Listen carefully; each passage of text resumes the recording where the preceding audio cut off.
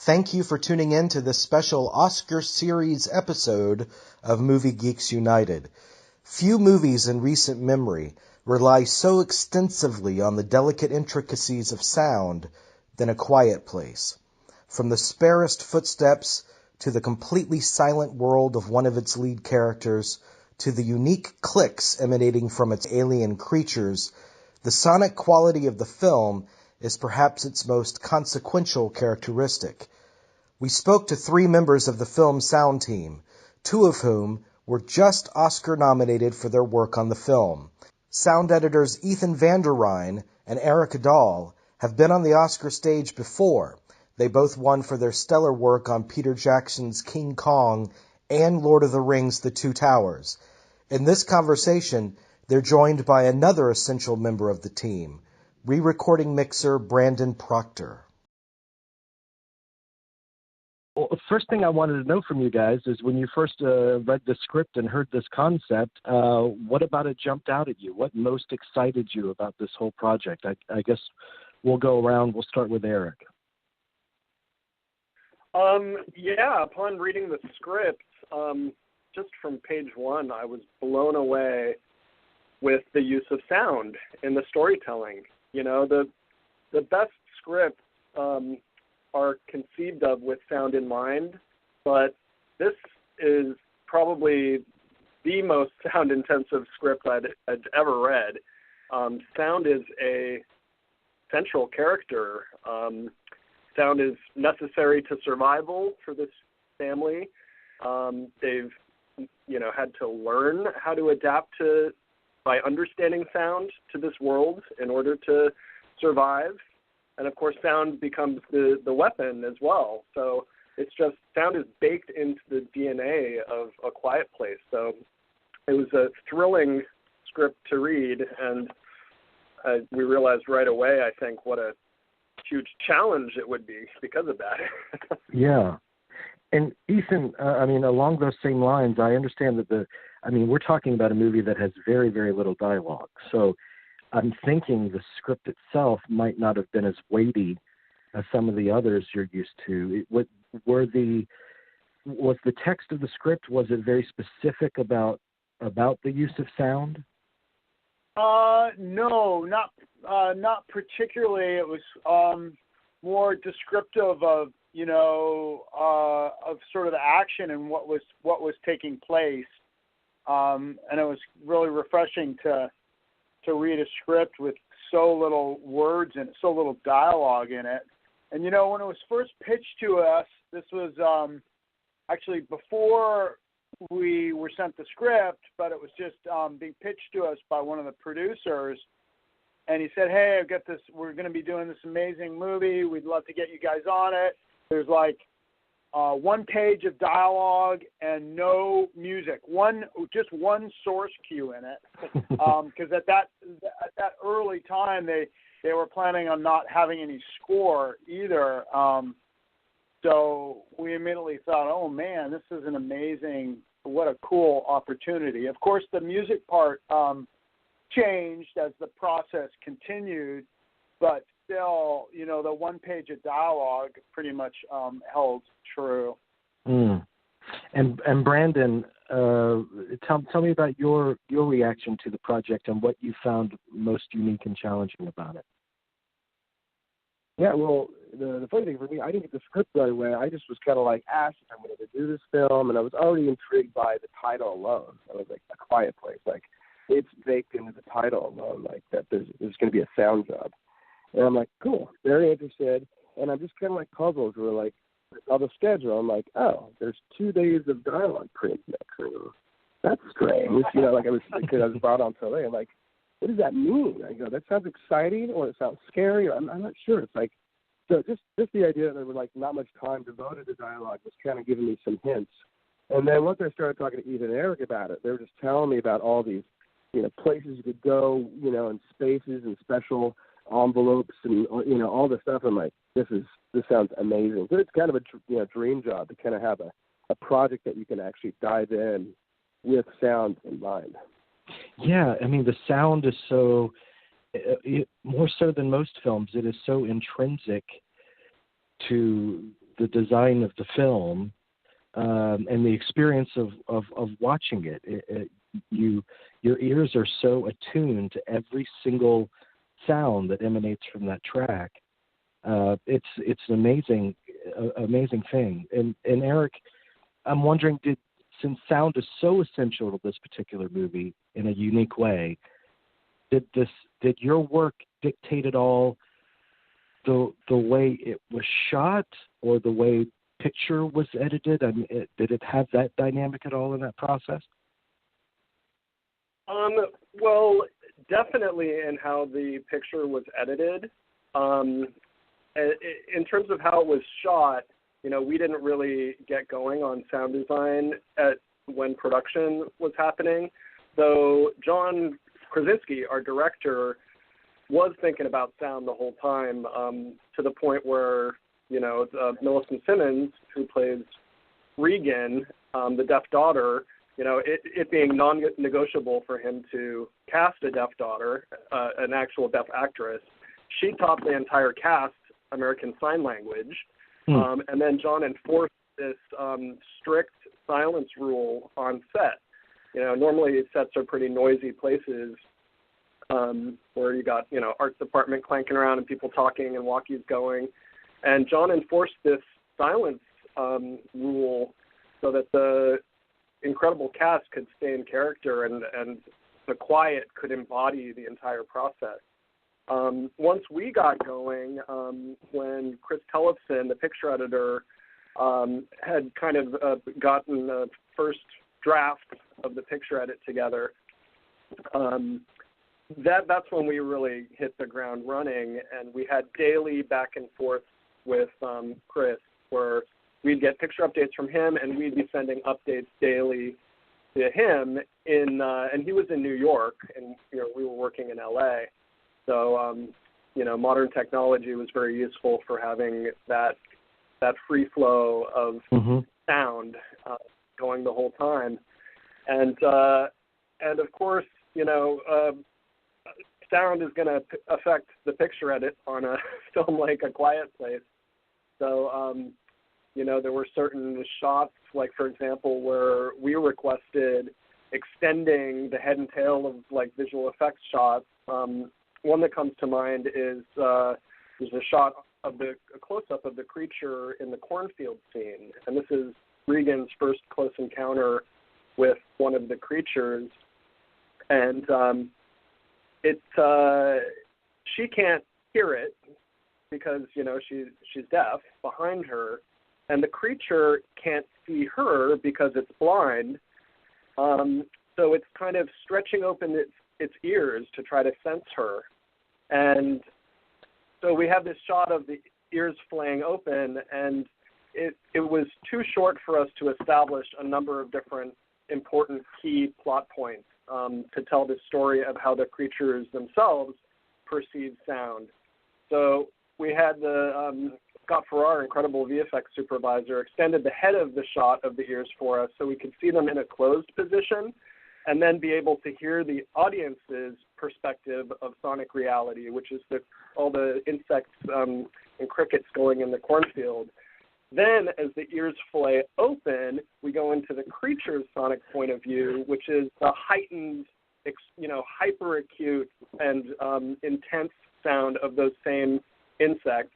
And then in the same shot, we had them extend the tail end, so then it could twist into this electronic feedback, which we're setting up. The creature has some kind of interference with Regan's cochlear implant.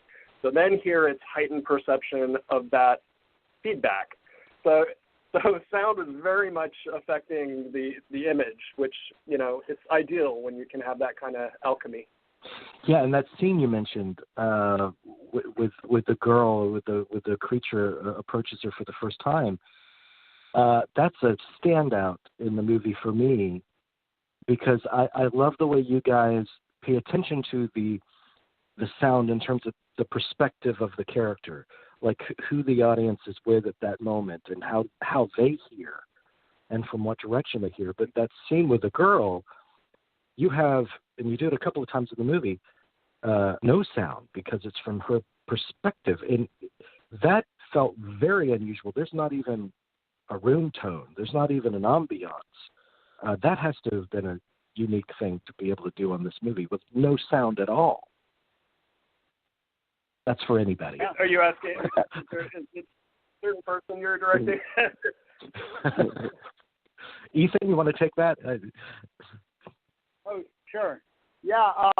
Well, yeah. Honestly, that was really one of the most exciting discoveries for us to make in the process of developing the sound design. Was, early on. Actually, the first scene that we started working on was that scene in the cornfield that Erik was just describing.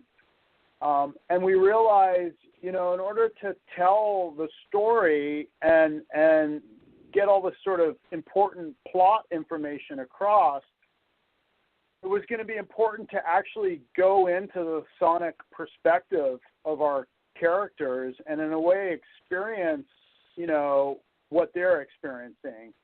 And that included, of course, the sonic perspective of the creature because, he has no visual blind. And so we, started playing around with going into Millie's character's perspective. And actually at this point in the movie, when she has her cochlear implant turned on, there is a very subtle sound that we designed in there, which is sort of, it's really the sound of her body, the sound of her, sort of blood pumping through her veins and her heart pumping and her nervous system. We based that sound design on Millie's own description of what her experience of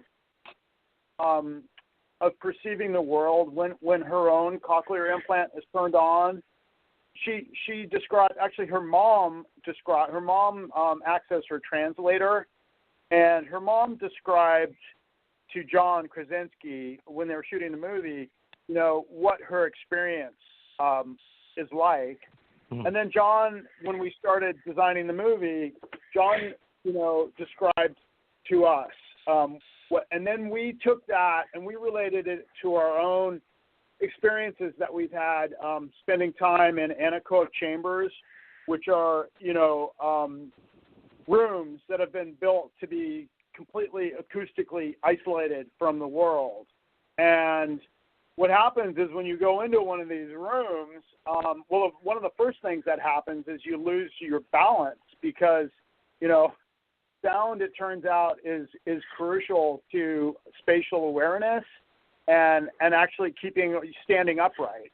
So when you go into one of these rooms, the first things they do is instruct you to sit down because it's dangerous to stay standing. You may just fall. But after a few minutes, what happens is your ears actually open up to the point where you start to actually hear the internal workings of your own body.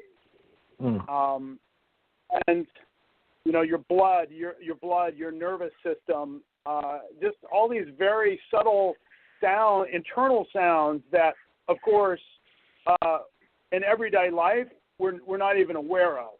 But if you're given the chance to really have your ears open up, this is what happens.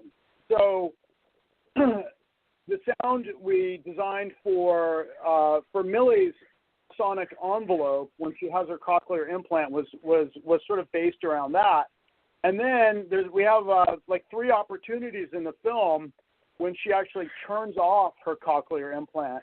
And that's when we're able to actually go to complete digital zero and, no sound at all. And the first time we did that was actually the scene when Millie's on her bed and she's about to test out the new implant that her dad has been building for her in the basement workshop to try and improve her hearing.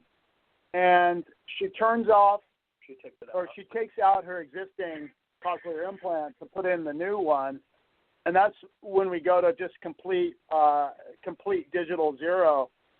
And something about that moment. The first time we tried it, it just took my breath away. Literally, I just went.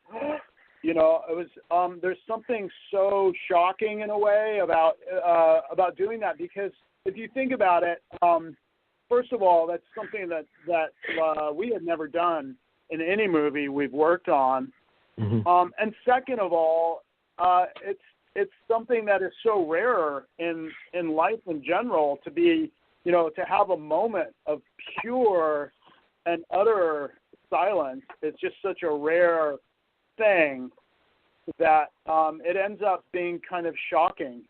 It's shocking, but also there's something so emotional about it, because I think it's that moment that really makes us realize, you know, how vulnerable she is as a character. You know, yeah, to live in a her world acting. where sound is so crucial, and to realize, oh my God, she can't hear anything.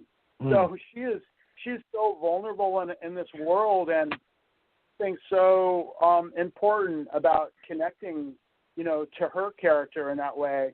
And then we realized, okay, we can use this technique with all the characters in our film to help us connect with them in a really intimate way. And it is a very unusual experience watching the movie, because audiences are not accustomed, just like you said, to hearing in that sense. I mean, we're accustomed to movies with big sound. We're accustomed to a symphony of sounds when we go to the cinema. And so was there a process by which you really paid attention to the testing of this movie to see not only if your effects work, but how much of this stretches of silence or minimal sound an audience could tolerate? Yeah, absolutely. I mean, one of the things with this film, and we work on these films, and we work on them in sections, and we, you know, it could be 15, 20-minute sections or 5 and 6 of those or something. And, you know, we really found this film, we had to play it, you know, from start to finish to see if these silent pockets work as a storytelling, you know, feature the way we wanted them to, or does it take you out of the moment? Does it take you out of the movie? Do you start losing the story? Because some of them go long, you know, especially towards the end, we get longer. And you're like, is the audience going to buy it? Are they going to start assuming that the speakers blow or something else? You know, you really have to be, you know, careful when you start removing sound from a film, because it's just not done enough. And so we did, you know, there were lots of parts of this film that we had to play to see, like, are we too quiet? Are we too loud? When we get quiet, and how long we go for that, is the audience going to continue along with us? It was kind of a cost of doing that, which normally you might play like that 20-minute section back and eventually play back the whole feature. But we had to do more long plays on this one to really kind of see how that was working as a storytelling device. And for most times, it really was working. You know, we wanted it to work. And you play it back, and you're like, you think it works, and then that, you know, we finally had a screening in front of an audience, and you know, that was kind of the last test for us to know that, you know, when they went crazy for it, you know, that it was working, and that they went along with us on the journey.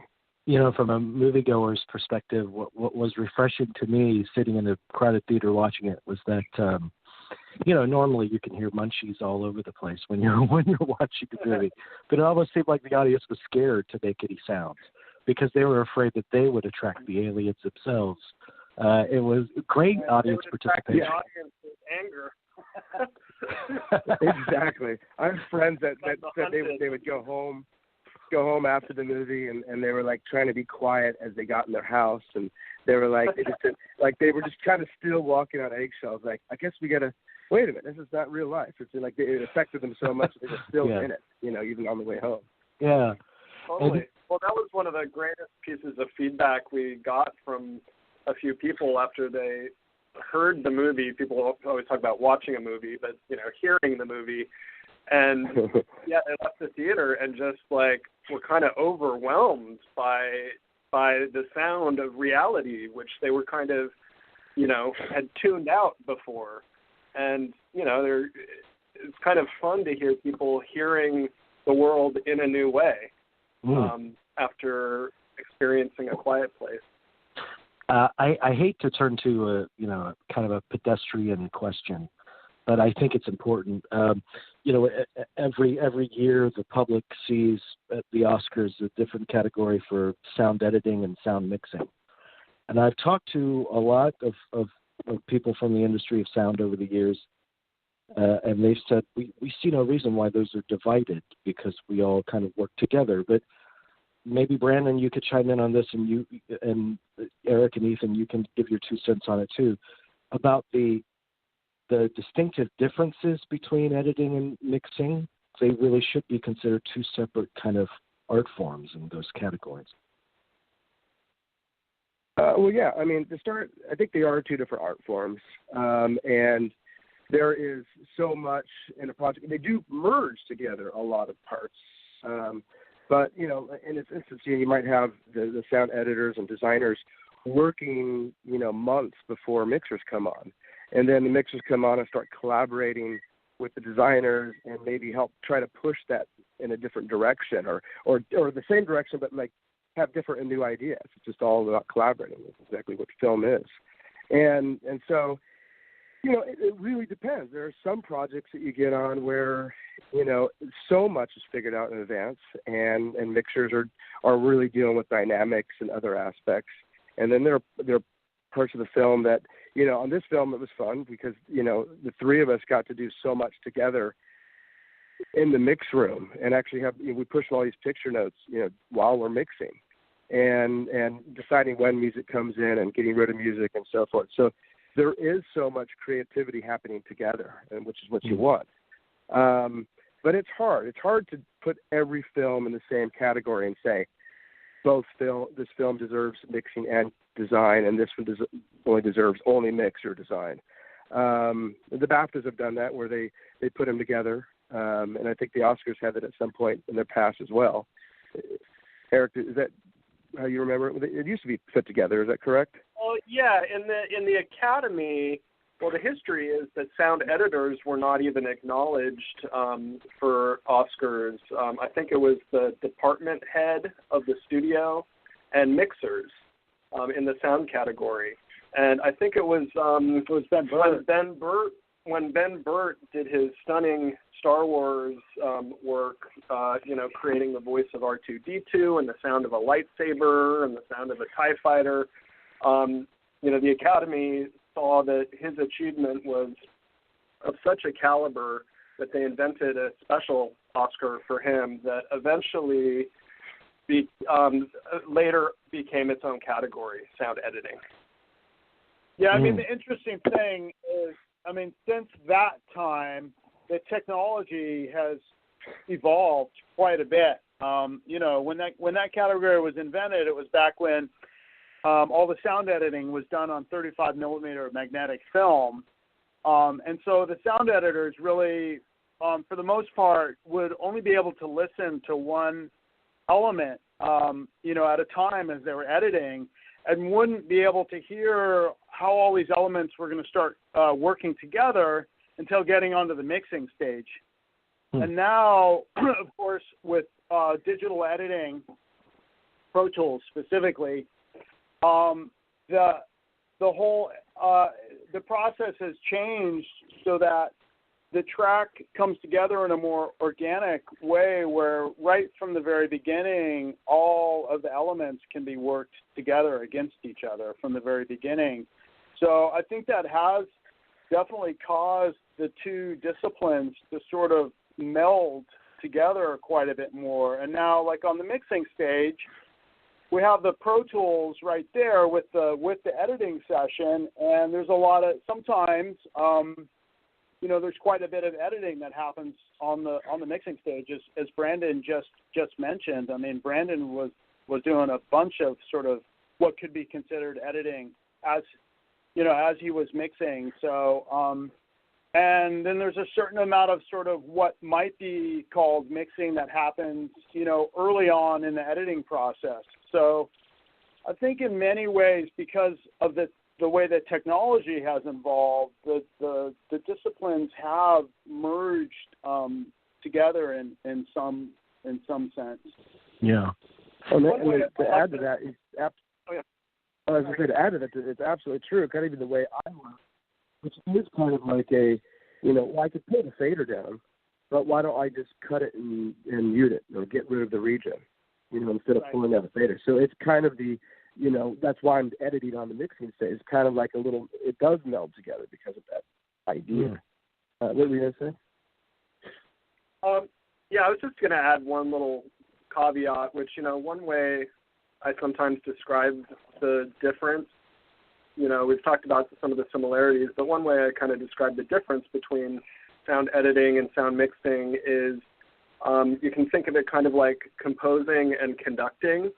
A big part of our jobs in the sound editing process is collecting the ingredients, the raw ingredients, and that's through, doing original recordings and sound design creation. And so I think of that kind of as writing the sheet music, and then a good mixer takes that sheet music and then interprets it with the orchestra and can say, okay, more flutes here or more wind and trees here, and, interpret it in its final form for the audience. Yeah. If that's helpful. No, that's a wonderful. Thank you. I just had two more quick questions for you guys. Looking over the resumes of all three of you, I mean, you've worked on such a wide and diverse array of films, from the Transformer films to the work with Terry Malick, and all the way up to now with A Quiet Place. And I know that a lot of the sounds that we hear in films, some of them are practical. If there's a running stream, then that's exactly what you're capturing, that you're recording. But what are some of the most surprising sources of sound in A Quiet Place or any movie in your career that you've happened upon? Any of you that want to chime in on that? This is where serendipity comes in. Do you want me to take this one, Ethan? Well, again, the first thing that pops to mind in A Quiet Place is what we ended up with. And, one of the interesting things about our job is that it's never a straight line from brainstorming to what the movie ends up being. It's always a journey to sort of figure out what's going to work. And a lot of times it happens by sheer accident or serendipity, as Erik just described. And so, one of the things in A Quiet Place, in our first brainstorming session with John Krasinski, one of the things we were talking about is, like, what are these creatures, what should they sound like? And then, Erik and I came back to our room and started working together, and we're thinking, okay, these creatures are blind. So it would make sense for them to use some kind of echolocation to navigate through the world. And so we started playing around with sounds from real world animals, dolphins, bats, and beluga whales, things like that use echolocation to navigate. And so we started playing around with those sounds, but they felt too recognizable in a way. And we realized what we really wanted to do was come up with a sound that wasn't recognizable, but that could work in a sort of echolocation pattern that an audience would immediately sort of recognize as, oh, I get it. I get what's going on. They're using echolocation. So we just, by pure accident, stumbled upon a prop we have in our collection, which is a stun gun. And we ended up recording it against a grape, which has, which is a little bit like human skin in a way. It has a thin, membrane of skin across sort of a fleshy underbelly. So the stun gun conducts against it and creates this sort of zapping noise, which we recorded, brought into Pro Tools and slowed way down, pitched it way down, and it made this sort of cool, like sound, which to us, felt like echolocation. And the cool thing about it that we also liked is it had an electrical component to it, which we thought was a cool idea because these alien creatures also have an electrical component to them. which is what causes them to have interference with other electrical appliances that they get close to. So, anyways, that's the sound that we ended up using, the main sound for their echolocation, and it's something that isn't obvious. Well, before I let you go, I just wanted to know from you guys, screenwriters, they look to the newspaper to find the next source of the next topic of the script, and actors sit and people watch to learn mannerisms and things and behaviors. Do you guys find that you're always in your daily lives very acutely aware of sound, and when you hear a new sound, do you think, oh, how can I implement that? I mean, do you find that sense that you have of sound is definitely with you in your daily life? Yeah, on a good day, absolutely. And the nice thing about doing what we do is, you're always looking for the next cool thing and the next cool sound. So if you just exercise awareness, being in the now, that's the only way to find those things, by being aware and having your ears open. And absolutely. Yeah. And I find, when I'm recording, that you go into kind of a trance and you listen even harder to every little moment, and it's kind of the most intense being in the moment feeling, and in a funny way becomes like incredibly meditative. Yeah, that's one of the wonderful things about our jobs is listening. I do it on walks all the time. It's like literally I was 60 in New York last week, and I got out. I live in California, but like it's just everything sounds different there. There's so many things. Walking around the mixed room, I had 15 minutes and just a walk, and literally it was like I just wish I could record everything I was hearing because I was so aware of it. Like, what is that? There's constantly something hitting you in such a kind of an orchestra, way, and I'm always. It seems to be walks. I like getting up in the morning before the sun's up. Everything sounds a little bit different. There's a lot of people awake and cars are on the highway, and you hear just different dins everywhere. The way life kind of starts waking up. All the animals. There's just something about it. Constantly hearing something new. Wow, it's amazing. Well, I got to tell you guys. I bring my recording rig with me everywhere I go. In fact, my wife is super accommodating. Our honeymoon, I had the recording rig with us in Hawaii. We just had our 5-year anniversary. The recording rig was with us in Tahiti. You're so lucky you're not divorced yet. I'm lucky. I'm lucky I have a wife who likes sound.